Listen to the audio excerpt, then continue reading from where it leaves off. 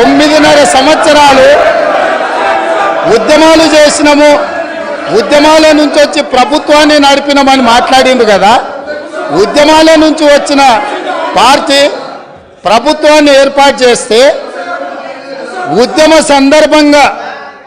ఉద్యమం కోసం ముందుకు వచ్చి తెలంగాణ రాష్ట్రాన్ని సాధించడానికి ప్రయత్నం చేసి కృషి చేసి అమరులైన కుటుంబాలకు 9.5 సంవత్సరాలలో ఇప్పుడు వాళ్ళు ఏదైతే ప్రస్తావించిండ్రో యాదిరెడ్డి కావచ్చు, శ్రీకాంతాచారి కావచ్చు, ఈశాన్ రెడ్డి కావచ్చు, కానిస్టేబుల్ కిష్టయ్య కావచ్చు, యాదయ్య కావచ్చు, ఇట్లా వందలాది మంది బిడ్డలకు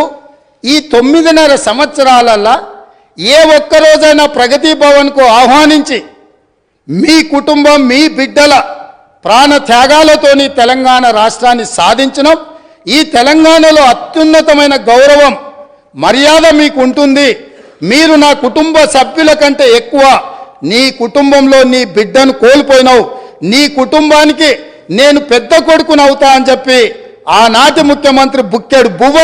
శంకరమ్మకు పెట్టిండా, యాదవ కుటుంబానికి పెట్టిండా, యాదిరెడ్డి కుటుంబానికి పెట్టిండా, కానిస్టేబుల్ కిష్టయ్య కుటుంబానికి పెట్టిండా. కానీ వాళ్ళ గురించి పట్టించుకోలే. ఈ కుటుంబంలో ఉన్న వాళ్లకు ఈ కుటుంబంలో ఉన్న వాళ్లకు కొడుకుకు మంత్రి ఇచ్చిండు, అల్లుడికి మంత్రి ఇచ్చిండు, కన్న కూతురు ఓడిపోతే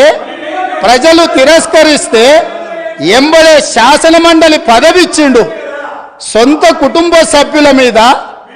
ఇంత పేగుబంధం ఉంది అని ఇంత అవ్యాజమైన ప్రేమను ప్రకటించినప్పుడు తెలంగాణ ఉద్యమకారులు ఏంది ఇది, ఈ తెలంగాణ మా త్యాగాల పునాదుల మీద ఏర్పడ్డది కదా, మా కనీస గౌరవ మర్యాద లేదా, పార్టీ ఫిరాయించిన వాళ్ళను కండువ మార్వంగానే మంత్రులు చేసిన మీరు తెలంగాణ కోసం త్యాగం చేసిన వాళ్లకు కనీసం ఆ సభలో అయినా ఈ సభలో అయినా రాజ్యసభలో అయినా ఏదైనా ఇచ్చిండ్రా? కరోనా సమయంలో